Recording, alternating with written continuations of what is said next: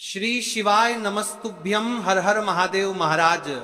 विशेषकर मेरी माता बहन है, आप सभी लोग जानते हो कि ये श्राद्ध पक्ष चल रहा है और ये जो 15 सितंबर सोमवार के दिन इस पवित्र भाद्रपद महीने की नवमी तिथि पड़ रही है, यानी कि श्राद्ध पक्ष की नवमी तिथि।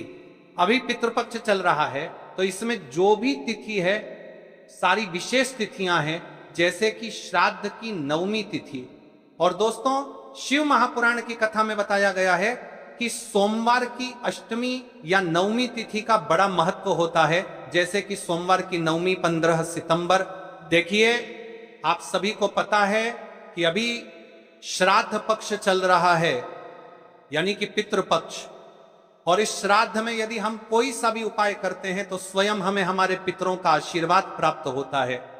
उसी प्रकार से महाराज जी 15 सितंबर सोमवार श्राद्ध नवमी के दिन ये तुलसी की लकड़ी का दीपक, एक चुटकी हल्दी और 11 वाले उपाय को अवश्य करें। और आप सभी को पता है, यदि कोई सा उपाय है तो वह केवल और केवल तुलसी लकड़ी का हल्दी दीपक 11 चावल वाला उपाय। आपको इस उपाय को किस समय करना है? प्रदोष काल के समय या फिर सुबह के समय? यह संपूर्ण बातें हम आगे करेंगे।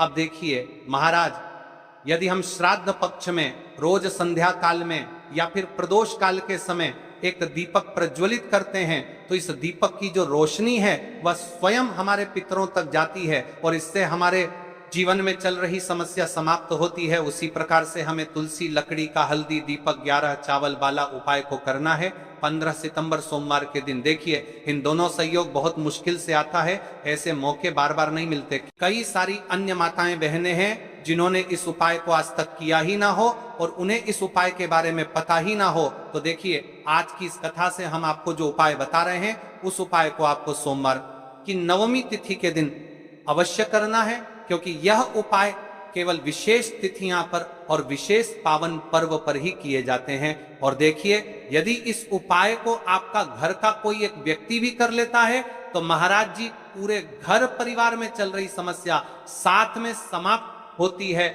इस उपाय को करने का तो फल हमें मिलता ही है, लेकिन यदि किसी विशेष तिथि पर किया जाए तो उसका भी हमें फल प्राप्त होता है, जैसे कि श्राद्ध की नवमी तिथि। और यह महीना स्वयं गणेश जी और मां दुर्गा को समर्पित है और विशेषकर सोमवार का दिन है जो शिव जी को प्रिय है।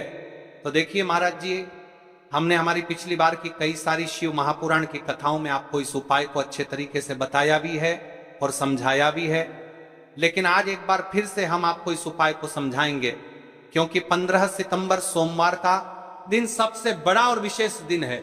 देखिए, यदि आपने इस मात्र तुलसी लकड़ी का हल्दी दीपक 11 चावल वाला उपाय को कर लिया तो आपको इस उपाय का वह फल मिलेगा जिसकी आपने कभी कल्पना भी ना करी होगी। देखिए महाराज जी, जो मनोकामना बड़े बड़े पूजा पाठ से पूर्ण नहीं होती, वह केवल इस श्राद्ध पक्ष में नवमी तिथि के दिन इस तुलसी लकड़ी का हल्दी दीपक 11 चावल वाला उपाय को करने से पूर्ण हो जाती है।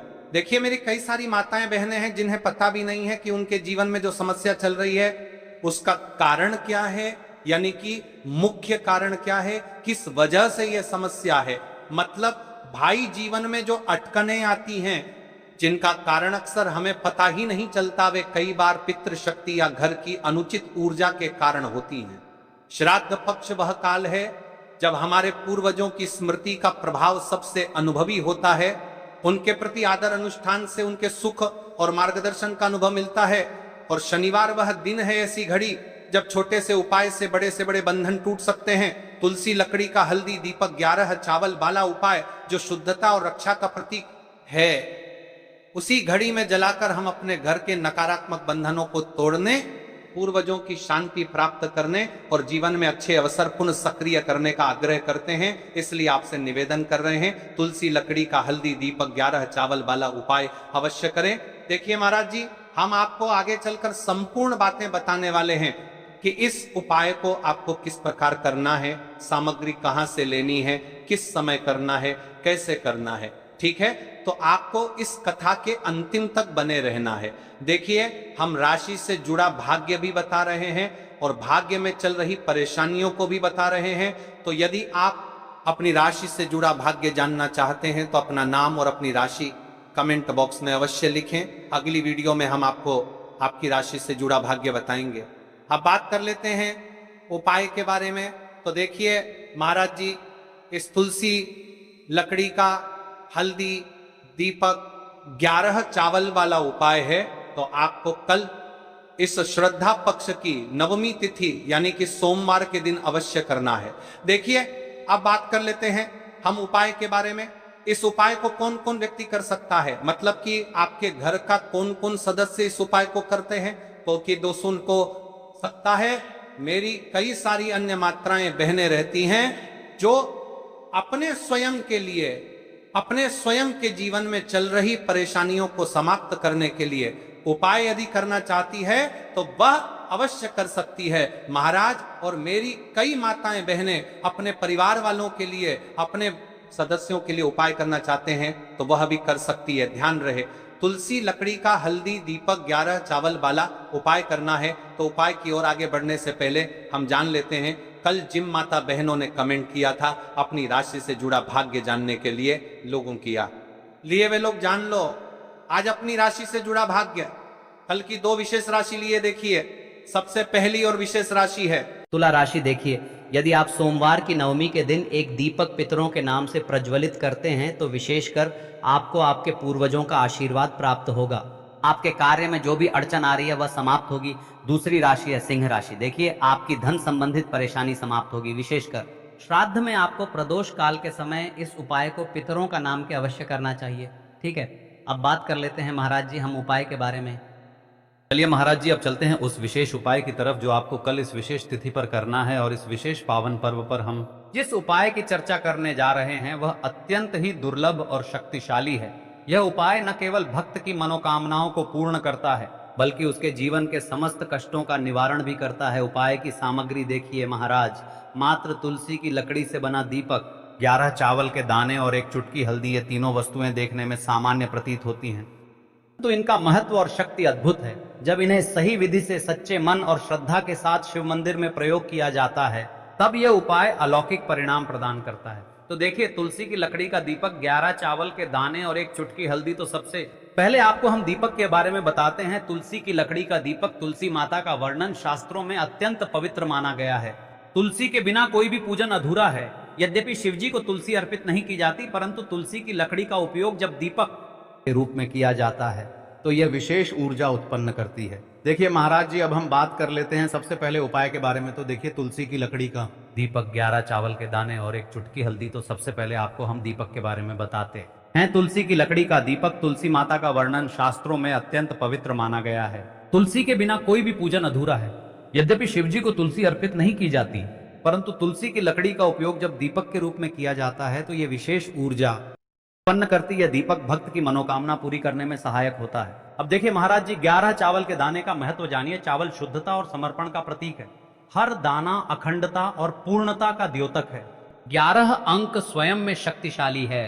यह एकता और आध्यात्मिक जागृति का प्रतिनिधित्व करता है।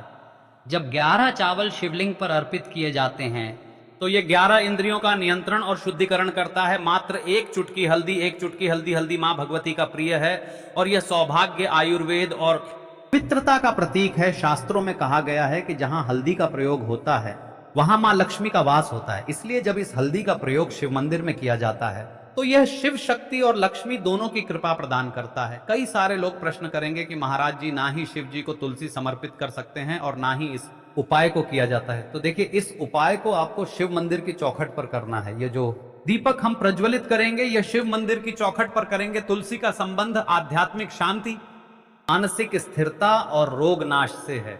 जब तुलसी की लकड़ी का दीपक जलता है तो घर या मंदिर के आसपास की नकारात्मकता तुरंत दूर हो जाती है। तो देखिए महाराज जी, आपको इस तुलसी की लकड़ी के दीपक के बारे में हम आपको सबसे पहले बताते हैं। हालांकि आपके तीनों उपाय को साथ में ही करना है लेकिन सबसे पहले और प्रथम तुलसी की लकड़ी का दीपक। तो देखिए तुलसी की लकड़ी प्राप्त करना, यदि घर में तुलसी का पौधा है तो उसकी जड़ के पास की नरम लकड़ी लेनी है। यदि घर में तुलसी का पौधा नहीं है तो बाजार से भी तुलसी लकड़ी खरीदी जा सकती है। कई सारे घरों में तुलसी का वृक्ष नहीं होता है तो आप ये भी कर सकते हैं। ध्यान रहे, यदि आप किसी और के घर से ले रहे हैं तो उसे दक्षिणा अवश्य दें।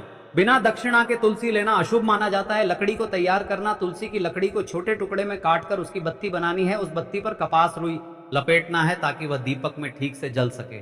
अब यहाँ पर महाराज जी कई सारे लोग प्रश्न करते हैं कि आटे का लेना है या फिर हमें दीपक मिट्टी का लेना है। तो देखिए, आपको मिट्टी का दीपक का प्रयोग करना है क्योंकि हम तुलसी के लकड़ी के दीपक वाला उपाय कर रहे हैं। ठीक है, दीपक केवल मिट्टी का होना चाहिए, पीतल, कांसे या किसी और धातु का दीपक इस उपाय में उपयोग नहीं करना। मिट्टी का दीपक धरती तत्व का प्रतिनिधित्व करता है और यह शिव पूजन में सबसे उत्तम माना जाता है। अब देखिए महाराज जी, हमें तेल का किस प्रकार प्रयोग करना है।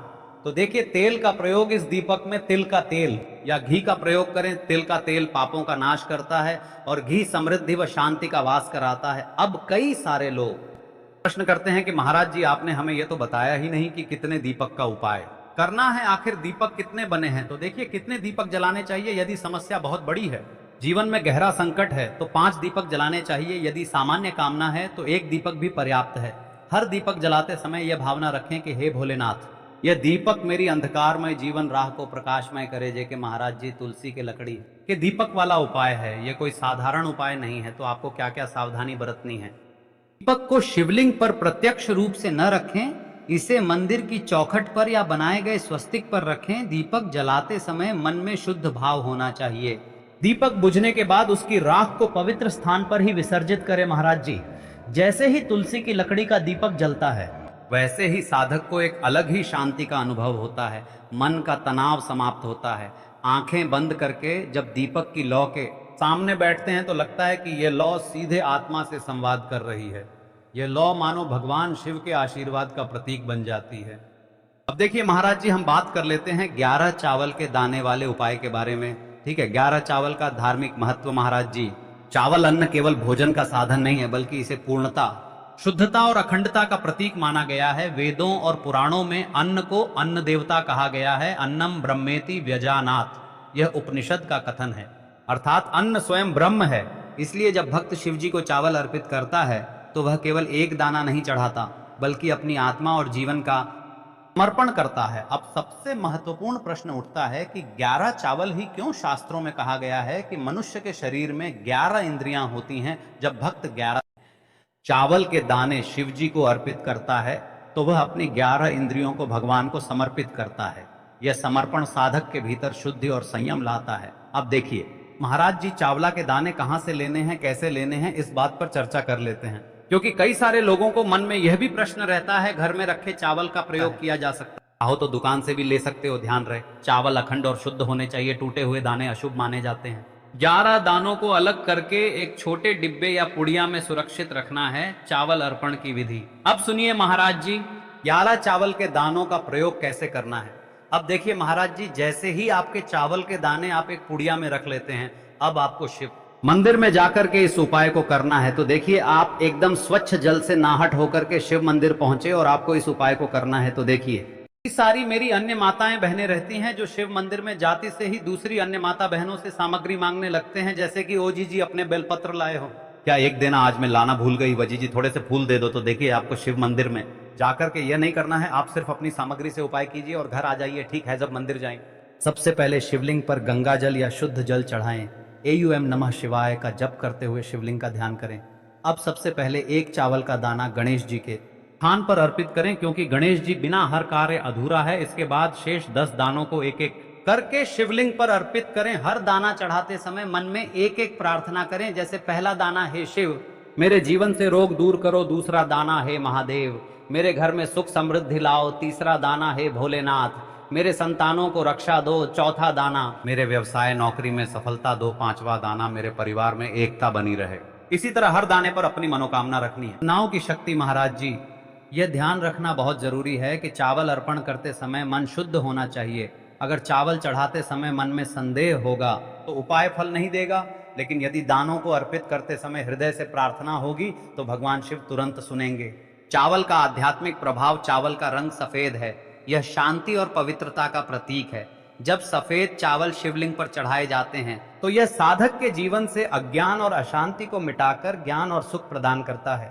11 दाने सामूहिक रूप से पूर्णता का लाते हैं। प्रत्येक दाना चढ़ाते समय यह मंत्र बोल सकते हैं, ओम त्र्यंबकम यजामहे सुगंधिम पुष्टिवर्धनम उर्वारुकमिव बंधनान मृत्योर्मुक्षीय मामृतात, या केवल ओम नमः शिवाय का जाप भी पर्याप्त है। उपाय करते समय अनुभव, जब भक्त एक एक चावल का दाना अर्पित करता है तो वह अनुभव करता है कि उसका हर बोझ, हर कष्ट शिवजी को सौंप रहा है। हर दाना एक प्रतीक है दुख का बोझ हटाने का और सुख का द्वार खोलने का। अब देखिए महाराज जी, हम बात कर लेते हैं, एक चुटकी है हल्दी के बारे में, यानी एक चुटकी हल्दी के उपाय को सर्वरोग नाशिनी कहा जाता है। यह शरीर की प्रतिरोधक क्षमता बढ़ाती है, मन को शुद्ध और शांत करती है और रोग शोक को दूर करती है।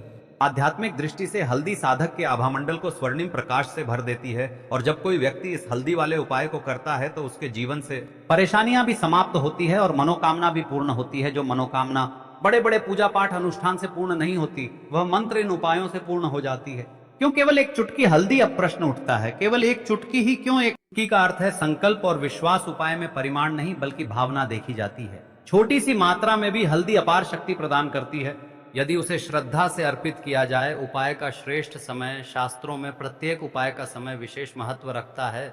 इस दीपक और हल्दी चावल के उपाय को करने के दो मुख्य समय बताए गए हैं। देखिए महाराज जी, अब बात कर लेते हैं इन उपायों को। आपको एक साथ में करना है, और हाँ, इन उपायों को आपको किस समय करना है? सुबह के समय करना है, प्रदोष काल के समय करना है, या फिर आप हमसे ही प्रश्न करना चाहते हैं कि महाराज की सबसे उत्तम समय कौन सा है? तो देखिए, सबसे पहले हम बात कर लेते हैं सुबह के समय के बारे में। सूर्योदय से पहले का समय, जिसे ब्रह्म मुहूर्त कहते हैं, सबसे उत्तम माना जाता है। इस समय वातावरण शांत होता है, नकारात्मक ऊर्जा न्यूनतम होती है और साधक की एकाग्रता सर्वोच्च रहती है। सुबह शिव मंदिर में जाकर उपाय करने से दिन भर शुभता बनी रहती है। अब देखिए महाराज जी, हम बात कर लेते हैं प्रदोष काल के समय की। तो देखिए, जो प्रदोष काल का समय है, सूर्यास्त के समय और उसके बाद का लगभग 2.5 घंटे का समय प्रदोष कहलाता है। यह समय विशेष रूप से शिव जी को प्रिय है। प्रदोष काल में दीपक अर्पण करने से जीवन के सभी पाप और बाधाएं दूर होती हैं, शिव जी को प्रसन्न करने के लिए। प्रदोष व्रत का उल्लेख भी पुराणों में है, इसलिए भक्त चाहे सुबह करें या संध्या प्रदोष काल में, दोनों ही समय यह उपाय अत्यंत प्रभावकारी होता है। उपाय करते समय सावधानियां